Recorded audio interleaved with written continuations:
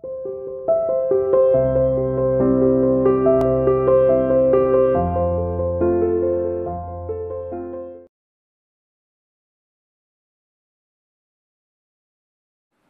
Students, how are you? You are welcome to CR international online classes. आज का हमारा 11th arts के अंदर assignment number 42 for Hindi medium, 25 for English medium, दोनों में कॉमन टॉपिक है आज का अब्बासीद रिवॉल्यूशन, लेसन नंबर 4 से। इसके अंदर हम पहला टॉपिक लेके चलते हैं अब्बासीद रिवॉल्यूशन। अब्बासी क्रांति क्या थी? हम अब्बासी क्रांति के विषय में थोड़ा बहुत इसका इंट्रोडक्शन पहले भी दे चुके हैं, लेकिन अब इसको थोड़ा डिटेल में पढ़िएगा। अब्बासी क्रांति वैसे पैगंबर मोहम्मद के एक रिलेटिव होते थे अब्बास, और उसके जो वंशज हुए उन्होंने अब्बासी क्रांति को अंजाम दिया। ये एक दवा नामक आंदोलन से इसे स्टार्टिंग मानी जाती है, और इस आंदोलन की शुरुआत जो है खुरासान के पास के क्षेत्र से इसकी स्टार्टिंग हुई है। खुरासान का जो क्षेत्र है उसमें दूर दराज का क्षेत्र जो दमिश्कस के पास पड़ता है, उस क्षेत्र से इसकी आंदोलन की स्टार्टिंग हुई।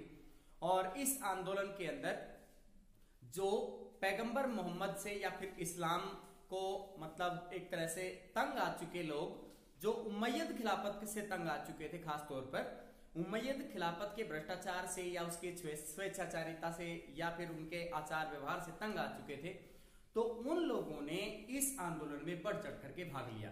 इस आंदोलन में ईरानी लोगों ने, फारसी लोगों ने बढ़ चढ़ करके भाग लिया। इसके अलावा अरब क्षेत्र के लोगों ने भी इसमें बढ़ चढ़कर हिस्सा लिया, और उन्होंने इस आंदोलन में अपना नेता चुना अबू मुस्लिम। अबू मुस्लिम जो ईरानी मुस्लिम था, उसको नेतृत्व में लिया गया, यानी वो नेता बनाया गया। उस नेता ने मारवान नामक अंतिम शासक को, जो कि उम्मय्यद खिलाफत का अंतिम शासक था मारवान, उसको जब नामक नदी पर, जब एक नदी का नाम है, जब नामक नदी पर हुई लड़ाई के अंदर हरा दिया। और इस तरीके से अब जो प्रभाव था वह पूरी तरह से सत्ता पर, अरब क्षेत्र का प्रभाव धीरे धीरे कम हो गया और दूसरे क्षेत्रों का प्रभाव बढ़ता चला गया, यानी ईरानी क्षेत्र का और दूसरे क्षेत्रों का प्रभाव अब बढ़ता चला गया। अब उम्मय्यद खिलाफत काफी हद तक अब नियंत्रण में आ चुकी थी और उसको कंट्रोल किया जा चुका था। अब अब्बासी क्रांति से अब अब्बासी के जो वंशज थे उन लोगों के हाथों में नियंत्रण चला गया, यानी सत्ता का स्थानांतरण अब उनके हाथ में चला गया। तो ये अब्बासी क्रांति थी। इसमें लीडरशिप ईरानियन मुस्लिम जो है अबू मुस्लिम के हाथ में थी। उसने क्या किया, अंतिम जो खलीफा शासक था मारवान को जब नदी पर हराया, और उसने अपनी राजधानी टेशिफोन नामक एक जो खंडहर था, पुराना प्राचीन खंडहर था शहर, उस शहर के पास में बगदाद को अपनी राजधानी बनाया, जो आधुनिक इराक के अंदर पड़ता है। बगदाद को अपनी राजधानी बनाया, वहीं से अपना शासन चलाया। इन्होंने कला और विभिन्न क्षेत्रों के अंदर, संस्कृति के क्षेत्र में मुस्लिम संस्थाओं के निर्माण, उनके संरक्षण के लिए बहुत अच्छे अच्छे काम किए। इसके अलावा पुरस्कार दिए, और कहीं ना कहीं काफी मजबूती जो है, जो केंद्रीय राजनीतिकरण की जो स्थिति थी, उस पॉलिसी को लेकर के अपनाई। हालांकि शुरू में इनकी पॉलिसी ऐसी थी कि केंद्रीकरण ना होने पाए, शक्तियों का केंद्रीकरण ना होने पाए, लेकिन फिर बाद में जब ये सक्सेस नहीं हुए तो इन्होंने भी केंद्रीकरण की नीति को अपनाया, और उम्मय्यद खिलाफत के द्वारा जो गठित संस्थाएं थी उनको भी ये कहीं ना कहीं संरक्षण दे रहे थे। अब इसके बाद अगला टॉपिक जो है अब्द अल मलिक नामक शासक के द्वारा सिक्कों के बारे में जो सुधार किए गए थे उनके बारे में है। सबसे पहला सुधार ये था कि मुस्लिम शासक होने के बावजूद भी उन्होंने अपना खुद का प्रतिरूप सिक्कों पर बनवाया। अपने प्रतिरूप बनवाते समय उन्होंने अपने हाथ में तलवार और एक योद्धा की भूमिका निभाते हुए उन्होंने सिक्कों पर अपना प्रतिरूप बनवाया, जो कि आज तक पहले कभी भी नहीं था। ये सबसे पहला प्रतिरूप था मुस्लिमों के अंदर, और बाद में इसके बारे में डिक्लेरेशन दिया गया मुस्लिम समाज के द्वारा भी कोई भी प्राणी का, जीवित प्राणी का प्रतिरूप नहीं बनाएगा। इसके बाद विभिन्न तरह के प्राणियों के या विभिन्न तरह के जो भी किसी भी जीव जंतु का या पेड़ पौधों का कोई प्रतिरूप नहीं बनाया जा सकता था। इसके अंदर दिनार नामक सिक्के का निर्माण इसके द्वारा किया गया था। दिनार नामक सिक्के पर यह लिखा गया था कि साफ और स्पष्ट शब्दों के अंदर कि अल्लाह ही एकमात्र ईश्वर है और उसमें किसी का शरीक नहीं है, यानी वो किसी के साथ साझेदार नहीं है। अंतिम लक्ष्य अल्लाह है जिसने संसार को क्रिएट किया है, बनाया है। तो इस तरीके से अब्द अल मलिक का सुधार यही था कि एक तो उसने मानव प्रतिरूप को और सिक्कों पर ढाला, इसके अलावा पर्याप्त मात्रा में सोने के सिक्के उसने गठित किए और एक ऐसा सिक्का बनाया जो कि दिनार नामक सिक्के के रूप में फेमस हुआ और उसका दिनार काफी कई शताब्दियों तक चलता रहा, उसी के वजन के सिक्के बाद तक भी चलते रहे।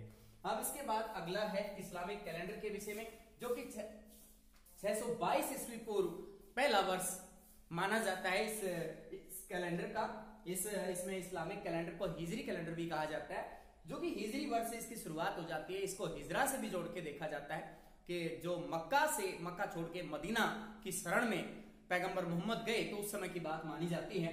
हिजरी वर्ष की शुरुआत चंद्र वर्ष के रूप में मानी जाती है, इसको चंद्र वर्ष कहा जाता है, जबकि हम जो फॉलो करते हैं जिस कैलेंडर को, वो कैलेंडर सौर वर्ष कहलाता है। यानी हम सूर्य से उसकी गति को मापते हैं या हम सूर्योदय से उसको माप के देखते हैं। लेकिन ये हिजरी जो कैलेंडर है ये सूर्यास्त होने से उसके दिन की शुरुआत मानी जाती है।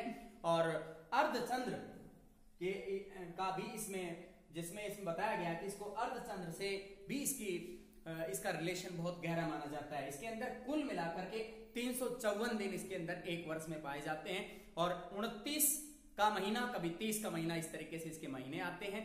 टोटल ओवरऑल अगर देखा जाए ग्रेगोरियन कैलेंडर से इसकी अवधि 11 दिन छोटी होती है और इसके अंदर जो 354 दिन का जो ये पूरा वर्ष होता है, ये मुहर्रम से लेकर और धुल हिज्जा तक इसका विस्तार होता है कंप्लीट, यानी मुहर्रम से इसकी शुरुआत और धुल हिज्जा तक ये पूरा होता है। अब इसके बाद ग्रेगोरियन कैलेंडर के विषय में जानिए। इसमें इसका जो निर्माण है पोप ग्रेगरी के द्वारा किया गया था। जो पोप ग्रेगरी 13वें पोप होते थे और इन्होंने 1582 में इस ग्रेगोरियन कैलेंडर का निर्माण कराया। तो इस प्रकार से आपके तीनों टॉपिक क्लियर होते हैं। अब्बासी क्रांति, जो कि उम्मयद खिलाफत को उखाड़ फेंकना, और अब्बासी शासन की नींव जमाना एक तरह से, और इसमें किन किन लोगों का प्रभाव घटा है, किन लोगों का प्रभाव बढ़ा है, उसके बारे में मैंने बताया। इसके बाद इसकी लीडरशिप के विषय में इरानियन मुस्लिम अबू मुस्लिम ने इसका नेतृत्व किया था और उसने इराक को अपनी राजधानी बनाया। अगले टॉपिक के अंदर अब्द अल मलिक के द्वारा सिक्कों के विषय में जो सुधार किए गए थे उन पे प्रकाश डाला गया, और उससे अगले में इस्लामिक कैलेंडर के विषय में हमने जाना है। 622 ईस्वी पूर्व में पहला वर्ष इसका माना जाता है। इसको हिजरी वर्ष, चंद्र वर्ष के रूप में इसको मान्यता मिलती है। 354 दिन टोटल, 29 या 30 दिन के महीने होते हैं और इसको सूर्यास्त के समय से इसको काउंट किया जाता है। वैसे इसके बारे में कहा जाता है जो इस्लामिक कैलेंडर है कि इसके अंदर कोई भी जैसे त्योहार है तो वो सीजनल, किसी भी ऋतु से उसका इतना डायरेक्ट रिलेशन नहीं माना जाता। जैसे रमजान है या फिर हज यात्रा है, उसका रिलेशन डायरेक्टली नहीं होता जिस तरह का हिंदू समाज के अंदर देखने को मिलता है। तो इस तरीके से तीनों टॉपिक आपके पूरे होते हैं। धन्यवाद।